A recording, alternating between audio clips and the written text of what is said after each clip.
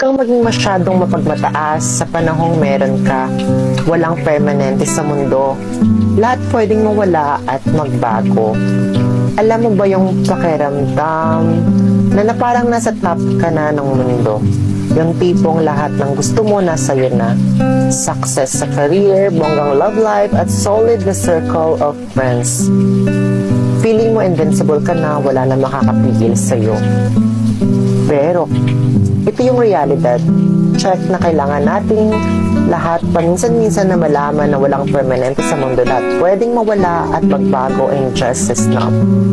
Madalas kasi kapag sunod-sunod yung blessings, may tendency tayong maging complacent or worse, maging mapagmataas. Yung tipong hindi na natin napapansin na nag-iiba na tayo. Nagpakikitungo natin sa iba. Or yung parang nakalimutan na natin kung saan tayo nanggagaling.